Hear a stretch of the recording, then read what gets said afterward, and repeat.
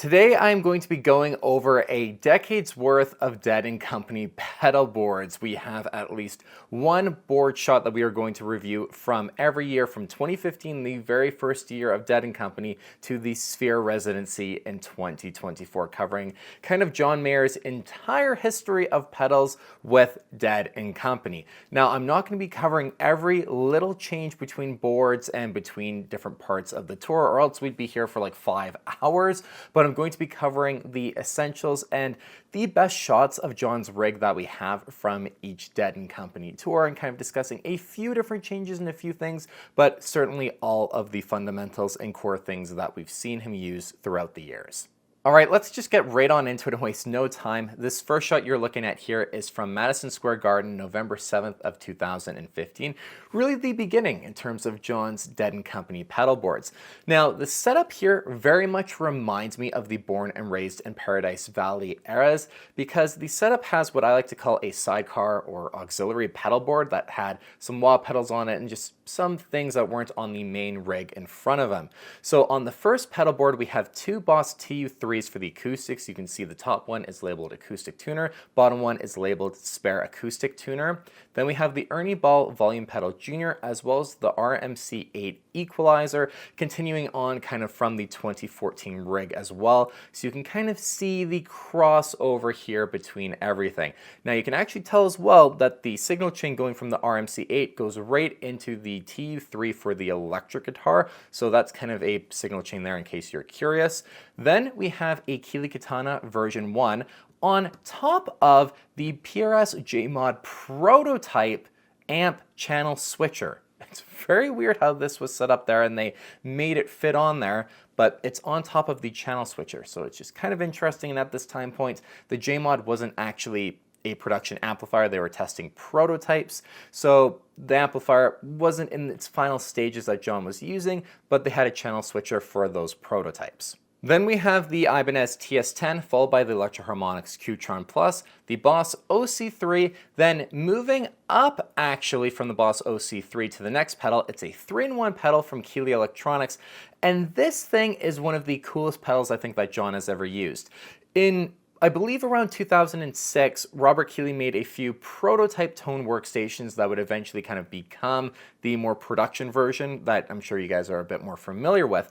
This version here is really cool because it has the Keeley modded Blues driver in it, the Compressor Plus, and then the Keeley modded TS9 in there too. So you get 3 pedals in one in terms of the setup, and that's what John had there following the Boss OC3. Really cool because that Keeley modded Blues driver, of course, was kind of a key component of the tone to the John Mayer Trio era, as well as the early stages of Continuum. So to see John actually returning to having that pedal essentially on his board, just in a different format, I've always thought was super cool. John also owns 2 of these Keeley tone workstations from what I know. I actually had the pleasure of talking to Robert Keeley about this pedal specifically. They made a handful of them. John had at least 2 that he had brought in to have serviced, I believe, just before the 2015 Dead & Company tour. But really cool to see that on the pedal board, because that's a really rare pedal in terms of John's kind of gear history that no one really ever talks about. Following that, we have the Wayhage Aquapus Mark I AP1 version, then the Strymon Flint, followed by the Pete Cornish TES, and that is the original Dead & Company pedal board. Pretty cool to take a look at it, but let's move on to 2016. Now we move on to June 25th of 2016. This shot specifically is from Citi Field, one of the best shots of John's pedal board that we have ever gotten to this day. I've always loved this shot of his Dead & Company rig. Now, the pedal board here, the actual foundation, I believe, is the same Trailer Trash pedal board that we'd eventually see John using for the 2019 World Tour. It's the exact same physical pedal board, so just a fun fact about this one here. You see kind of a very similar setup in terms of the 2 acoustic tuners, 1 main, 1 spare. The Ernie Ball volume pedal junior, followed by the RMC8 equalizer, going into the electric TU3 as well for the electric tuner. Then we have a Keeley Katana version 1, followed by the Klon Centaur getting added to the Dead & Company rig. Then the Electro-Harmonix Qtron Plus, followed by the Strymon OB1 compressor, a really cool pedal. Definitely the Star Wars name association I've always loved when it comes to this specific Strymon pedal. And then the signal chain, again, like the very first version, actually goes directly up to the top left and then moves to the right. So it's not like a traditional pedal board where it's on the front row, right to left, then back across to the top row, right to left. It goes backwards on the top row again. So we have the Boss OC3, then the MXR Script Phase 100, then the Ibanez TS10, followed by the Way Huge Aquapus Mark I AP1 version, the Strymon Flint, and then the Pete Cornish TES. So seeing some changes with John's Dead & Company pedal board, but for the most part, kind of a lot of the core fundamentals are staying the same, like the Qtron Plus, the Boss OC, adding in the phaser, which would become a big part that we'd see pretty much for the entire rest of the Dead & Company pedal boards. Phase is a huge part of that sound and a pedal that John's pretty much always had on the pedal board, so this is the kind of earliest stage we're seeing phaser being added into the Dead & Company arsenal. Now, when it comes to the 2017 shows for Dead & Company, here's where things get actually a little interesting. Now, John, instead of sticking with a more traditional pedal board, would take on the exact same Bradshaw setup that he had for the Search for Everything tour, where he had the massive floorboard controller in front of him, some tuner pedals, wah pedals off to the side, and then he'd have the two massive pedal boards with the dry and wet effects on each. However, for Dead & Company, what John did instead, and this shot here, you're seeing all the little stickers on that controller. I mean, how he kind of read them and knew what was going on is beyond me. That would have taken so long to probably get used to, I bet, and actually visualizing what he's seeing. It's color-coded a little bit, but still, that just blows my mind that he was able to do something like that. It's wild. This shot here you're seeing, it's one of my favorite shots because you can see that there are these kind of cabinets off to the side of the stage, kind of where the rack unit effects are, and we see both pedal boards are actually stored in there. So the wet and dry pedal boards are stored in there. Now, this is really cool because in this specific shot, we can make out one pedal that I don't think, well, at least if you're this far deep into John's gear like I am, a lot of us when we first stumbled upon this specific photo didn't actually realize that John was messing around with this pedal as early on as he was, because you can see the Mesa Boogie Flux 5 is in there. So during 2017, John actually was experimenting with another overdrive pedal, being the Mesa Boogie Flux 5. And I say that because if you've watched my John Mayer history, overdrive pedal history video, I talked about how in 2017 he was experimenting with so many different pedals. The Shin's Music Dumble Lloyd Twin, the JHS Charlie Brown, the Pete Cornish SS2 G2 Duplex, the Pete Cornish G2 as well on its own, the Way Huge Camel Toe Mark II. There were so many kind of third overdrive pedals that John was actually experimenting with, but with Dead & Company, he had another one. So it seems to me, at least in 2017, John was kind of searching for something to help kind of cover different overdrive tones that he wasn't getting from the Klon Centaur and TS10. That's to me kind of what seemed to be the theme of that year during his kind of all of the pedals actually.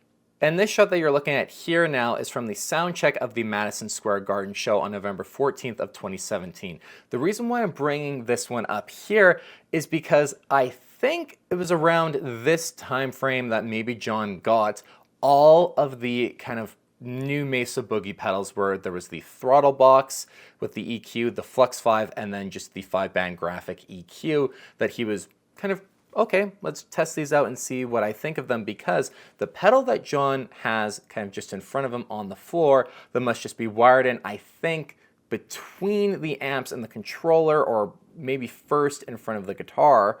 However, he's got it going on there because it's not part of the actual rig, but he's got it on the floor there attached. That is the 5-band graphic EQ from Mesa Boogie. So kind of cool to see him experimenting with those pedals, and that's one of those things about 2017 that I just love about Dead & Company, is we have shots like this to talk about. So we're not diving into absolutely everything in this video and all the little changes, but this is one of the things I wanted to cover in this video. All right, moving on into 2018, and this is one of the years that we're going to go over a few different versions of the Dead & Company pedalboard, because this year things were changing quite a bit. Most years it was 99, 98% all the same, but this year John was really experimenting with larger boards, going down to smaller, expanding to a little bit bigger rigs again. So we're going to cover a few different versions of the pedalboard. Now, 2018 is where we see John actually transition away from the Bradshaw rig that he was using for Dead & Company in 2017 and the Search for Everything's tour as well, back to the more traditional pedalboard setup. This version for playing in the sand shows that we have a Keeley Katana on the floor, very first in the chain, going into the Dunlop Custom Audio Electronics wah pedal on the floor as well. Then the pedalboard setup here is kind of interesting. It's a larger rig and really looks like John was trying to cram as much onto the pedalboard as he could. Now, I can't unfortunately identify absolutely everything, but I'm going to do my best to go through all of it with you guys. The very first row has the Boss TU3, just that's the electric tuner for Dead & Company pretty much for the majority of the time, into the Ibanez TS10, into what is the Mesa Boogie 5-band graphic EQ. We know this because we have another shot where we can clearly make out that it has the center switch in the middle, and it's not the dual one. So it's not the throttle box and it's not the Flux 5, because the Flux 5 has the more blue color around the enclosure. This one is gray with a single foot switch, meaning it's the 5-band graphic EQ. Next to that, we have the Qtron Plus. Now in the middle, we have another Keeley Katana, but placed sideways on the pedal board. Then we have what I believe is the Boss OC3. It's pretty hard to tell, but I'm pretty confident that's what it is. The Way Huge Octopus Mark II, then the Strymon Flint, followed by, on the third row, the Pete Cornish SS2 and G2 Duplex 2-in-1 overdrive pedal. This pedal has been around since the Continuum era. John's been experimenting with this pedal. Again, if you've watched that history of John Mayer's overdrive pedals, you'll know that this is a pedal that's been kind of around, and it's always kind of come in and out of fashion with John. So that's kind of handling a lot of the other overdrives, I would assume, for the rig. And then in the back row as well, there are kind of what look like two other pedals. Now, if I had to guess, I think the one on the far left is the carbon copy, because you can kind of make out the white writing on it. So I think that's going to be the carbon copy. The other one that's kind of just to the right of the carbon copy, sideways placed again, I think might be the New Neighbor Slate. It's hard to tell, but it would be around this time John's, Love on the Weekend, that's the pedal for it, and that bigger reverb. So I kind of think that that's what that might be. Then we transition to February 27th of 2018 in Orlando. This was a board that I was debating, even discussing, because it was a very brief time. John just seemed to go kind of nuts with what pedals he had on the pedal board and just add even more to it and expand upon that kind of playing in the sand 2018 rig. Now, this is really the only shot of this board that I've been able to find, but I would like to just point out that apart from what we talked about just in the playing in the sand pedal board, where you have the Dunlop wall on the floor, the one Keeley Katana on the floor as well, the Klon Centaur has replaced the Pete Cornish Duplex, and the Script Phase 90 has been added. So that's sideways kind of to the left of the Keeley Katana, that's also sideways in the middle row. Other than that, from what I can tell, it looks like that 5-band EQ Mesa Boogie pedals on there. You can make out the Qtron Plus, you can make out the TS10. Everything else kind of seems to be from that playing in the sand pedal board, but just with those changes. So again, changes, Duplex is dropped for the Klon Centaur, Phase 90 is added. Now it's at this point we are going to fast forward to the City Field performance on June 16th of 2018. That massive rig that we saw John using for the first portion of 2018 is now gone in favor of a more standard pedal train setup, and the board here, very simplified. This is kind of when they were setting up everything, the shot, this is where it's actually from, because the Dunlop wah pedal is actually not on the floor, it's actually on the pedal board with a big power cable there.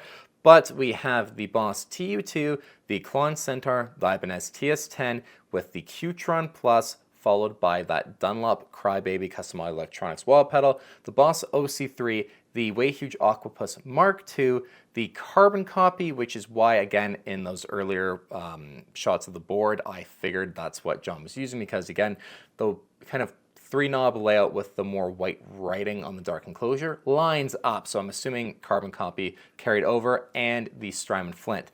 Quite a contrast going from the 2017 pedal boards with the Bradshaw rig and John having absolutely everything at his disposal to then simplifying it at this point by the summer of 2018. It's kind of cool to see that progression of him just going from everything to just the essentials.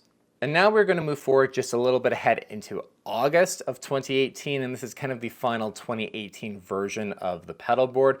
What we see now here is the Dunlop Custom Electronics wah pedal, the TU3, the Keeley Katana, then no Klon Centaur, but instead the Mesa Boogie Flux 5, into the Ibanez TS10 Electro-Harmonix Qtron Plus. Then the back row has the Boss OC3, the Wayhuge Aquapus Mark II, the Strymon Timeline, and then the Strymon Flint. And that would kind of round out 2018 end of August. That's what we see John using there. So the evolution of the Dead & Company pedal boards in 2018 is pretty crazy, and that's something I definitely wanted to highlight in this video for you guys and just discuss, because it's one of the cooler aspects of John's history with his pedals with Dead & Company, in my opinion, this time frame in 2018.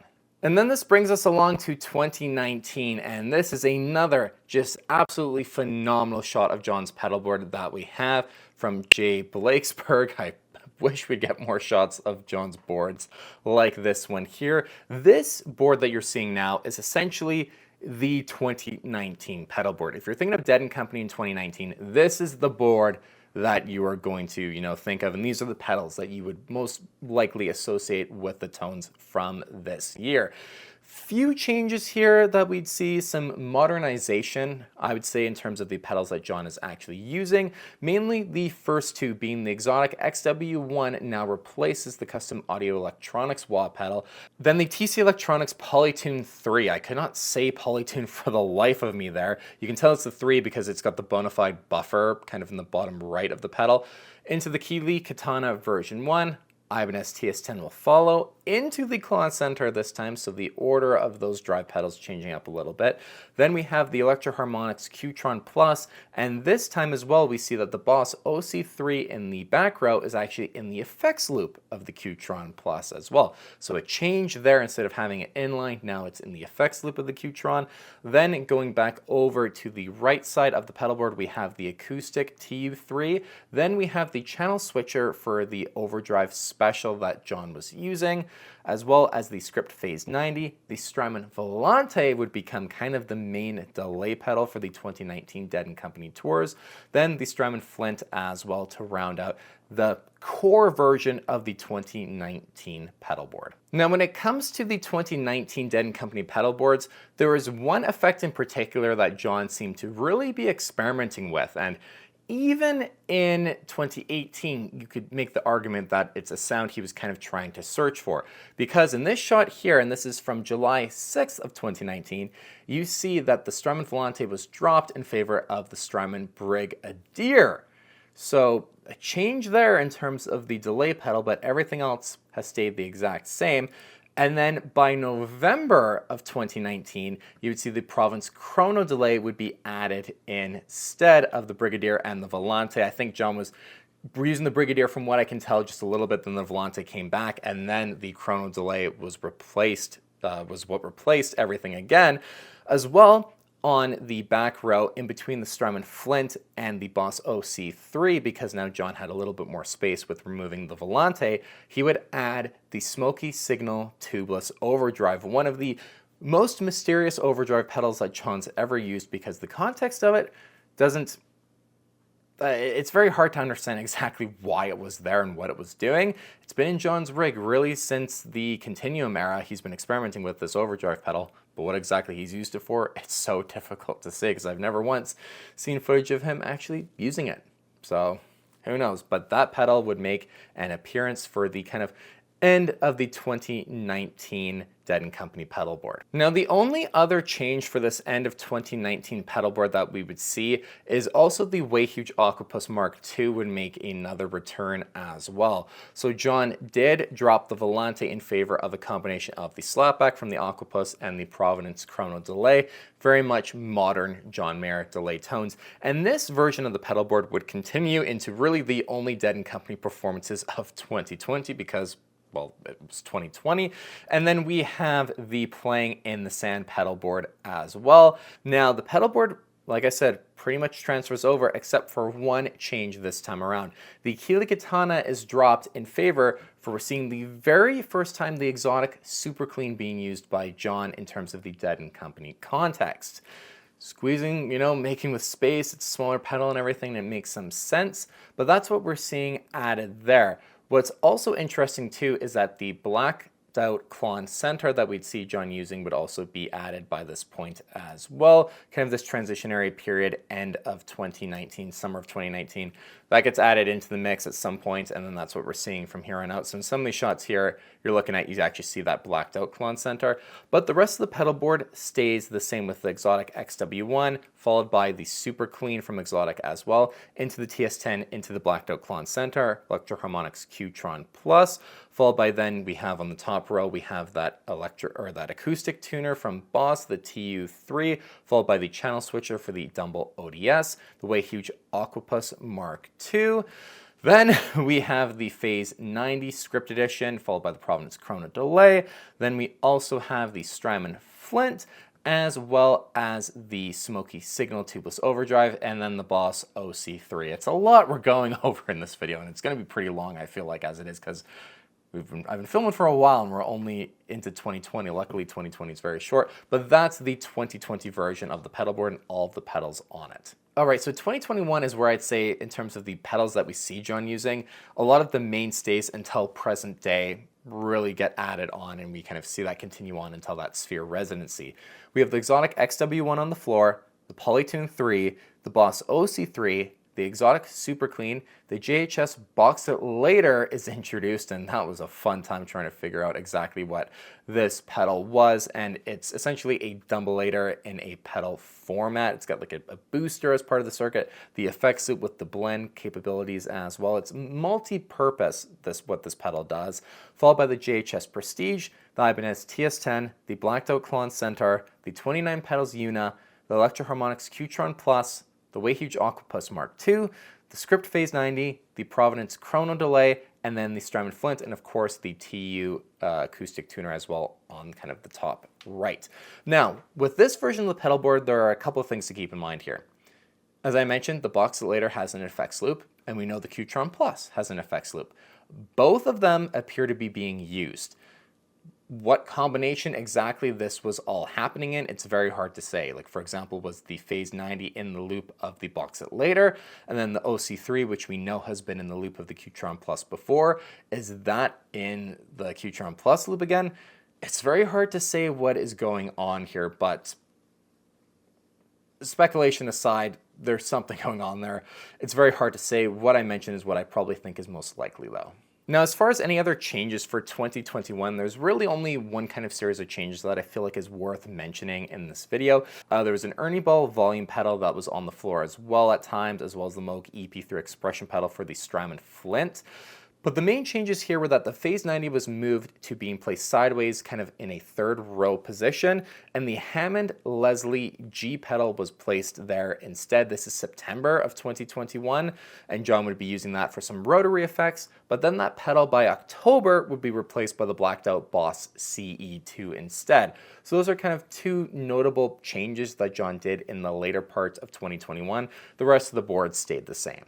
All right, we're getting through it, and we're kind of getting near the end here. So for 2022, there was really one core pedal board that John was using, and again, very minor changes kind of occurred, but this version here you can kind of say is the definitive 2021 Dead & Company pedal board and the kind of final iteration as well. And I'll discuss the main change with this pedal board.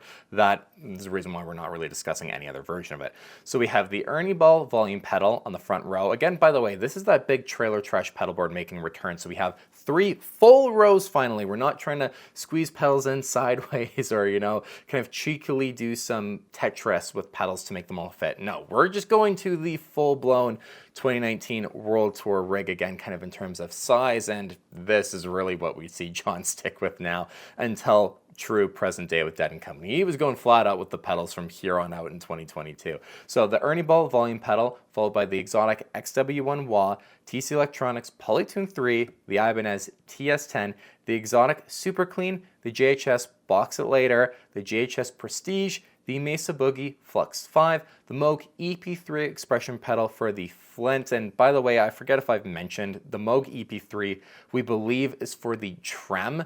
I believe there was footage years ago now that I've seen where John was doing it, and it sounded like the trem was actually being adjusted by the foot switch. But that's what we believe the Moog EP3 was there for. It's for the Flint. The trem is what we believe to be. Moving on to the second row is the Origin Effects slide rig, followed by Electro-Harmonix Qtron Plus with a pedal in the effects loop of the Qtron Plus, the Way Huge Aquapus Mark II, and the blacked out Klon Centaur on the second row because it wouldn't fit on the front row. Then on the third row, we have the 29 pedals Una, followed by the Source Audio Programmable EQ, the original first version, the Boss OC3. If I had to bet, that looks to me like it's probably what's in the effects loop of the Qtron Plus. You can kind of try and trace what looks like some of the cables are actually going down from the Boss OC3 because the next pedal, the MXR Phase 90, looks to be going directly into the blacked out Boss CE2. So that's why I think it's probably the Boss OC3 that's in the effects loop of the Qtron Plus. So Boss OC3, Phase 90 script version into the CE2 blacked out version. Then we have the Providence Chrono Delay, followed by the Strymon Flint and the Hammond Leslie G last. Now the real change here was that the acoustic Boss TU3 pedal used to be in place of where the Hammond Leslie G pedal was. It was removed in favor of the Leslie being added on. So that's why it's such a minor change. I just was going to show you guys this one version of the pedal board, but this is the 2022 version of the Dead & Company pedal board, and John's just going flat out from here on out. Now, when it comes to playing in the sand of 2023, the pedal board is identical to where we left off from 2022. The only change is that the Keeley Katana is added onto the second row in between the Aquapus Mark II and the Klon Centaur. There was enough space for it to actually fit in there. The rest of the pedal board is completely identical to what we just went over. So that's starting off 2023 for us. All right, and in 2023, we had something really cool happen. So the pedalboard foundation is more or less the same from 2022. There just were a few tweaks, but some really cool things were added in here. Now, the pedalboard kind of stayed consistently the same. John off to the right side would actually end up having a few different pedals where he could adjust the mix of his in-ear monitor between like the vocals and the drums from what I understand and kind of things like that. So really cool that John was experimenting and doing that, controlling the own mix that he was hearing. So that's something just off to the side of the pedal board that is worth mentioning. But for 2023, the transition between what we saw for Playing in the Sand from 2022 would change by kind of the end to this new version here. We have the Ernie Ball Volume Pedal Jr., the Exotic XW1 Wah pedal, TC Electronics Polytune 3, the Ibanez TS10, the Exotic Super Clean, the JHS Pedals Box It Later, the JHS Prestige, and eventually the Mesa Boogie Flux 5 would be dropped for the Marshall Bluesbreaker first version, the Mark I. Now, it was so coincidental that Marshall would reissue the Mark I Bluesbreaker to see John then adding one to his pedalboard kind of around the same time. So I theorize this is a modern reissue that he's using, not the original vintage units that he used during the Continuum era, the Heavier Things era, and kind of back then. I believe this is the actual reissue. It's just, it just would be too big of a coincidence for them to reissue it and then to see one on his board. So that's what I think it is. Moog EP3 is still there, followed by the Boss OC3 is actually moved to the second row. Electro-Harmonix Qtron Plus, Way Huge Aquapus Mark II. That Keeley Katana is still there in between that and the Klon Centaur. Now we move on to the third row, and we have a couple more changes and additions. We have the 29 pedals Una, followed by the Source Audio Programmable EQ, then a JH Pedals 3 Series pedal. The theory here is that it's their phaser because the Phase 90 was dropped and this pedal was added on. Phase has been such a massive part of the Dead & Company sound. There's pretty much, as you guys have just seen, always been a phaser pedal on the board at some point or another during a tour. So it would kind of make sense in terms of we're getting into the modulation pedals here. Phaser is kind of one thing that's left out, followed by the Boss CE2 blacked out version, The JHS pedals artificial blonde is added in there, which is very cool. The Providence chrono delay. Then we have the Strymon Flint, followed by the, I forgot their name for a moment there, I just totally blanked, the Chase Bliss warped vinyl hi-fi. That would become kind of the final 2023 Dead & Company pedalboard, and you can see really the transition from what John would start to experiment with that all-out version in 2022 in terms of all of these pedals on it, and then this final version in 2023. This is so cool seeing just these massive pedalboards that John was using for Dead & Company. So that there is our Dead & Company Final Tour 2023 pedalboard. All right, now this brings us on to the last time we've seen Dead & Company take the stage, and really, who knows when the next time will be, because they've done their final tour, they've done the Sphere Residency, so who knows the next time we're actually going to see John on stage with Dead & Company using pedals. So I thought this was the perfect time to do an entire Dead & Company pedalboard history video. If you've liked the video, by the way, give it a thumbs up, give the video a like if you appreciate me going over everything and if you've enjoyed the video. So this is the Sphere pedalboard for 2024. Kind of expands on what we saw John doing in 2022 and 2023 with the massive 3-tiered pedalboard on that trailer trash pedalboard. Now the setup here, we're going to start off on the front row. The Ernie Ball volume pedal is replaced instead by what we believe is the Shins Music Perfect volume pedal, kind of the silver portion there between the actual padding for the feet. That's what that pedal really looks like. Then we have the exotic XW1 wah, followed by the TC Electronics Polytune 3, Ibanez TS10 into the exotic Super Clean.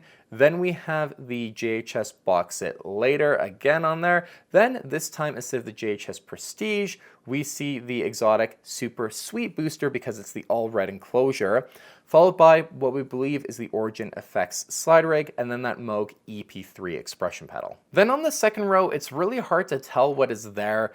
It's one of two things. It might be the JHS Prestige, but it also could be the MXR Phase 90 placed sideways above the exotic XW1 wah.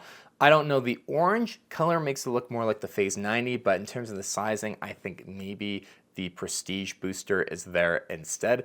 But there's a lot of boost pedals going on with this pedalboard, so I'm not sure if that necessarily makes the most sense to John having another one on the pedalboard.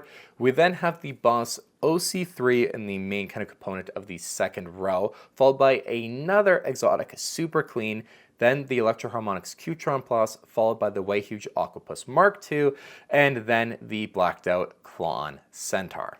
Moving to the back row, we have the 29 pedals Una, the Source Audio Programmable EQ version 1, the exotic X Blender, the blacked out CE2 from Boss, the JHS pedals Artificial Blonde, then the Korg SDD 3000. To me, seeing John using this, I thought was absolutely wild. I'm a massive fan of the Edge's guitar tone, so you know, the Korg SDD 3000 is something that I've always been super curious about, and now John's been using it.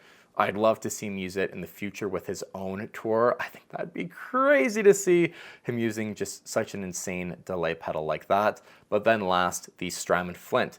I guess the last thing I could mention is those 4 Boss volume pedals again to the right side of the pedalboard. Just to control his mix, John was able to adjust it on the fly. He was still doing that for the Sphere Residency as well, so just really cool to see that continuing as something John was doing. He clearly cared about the tone he was getting so much with Dead & Company. That's evident if you've watched this entire video, if you made it to this point.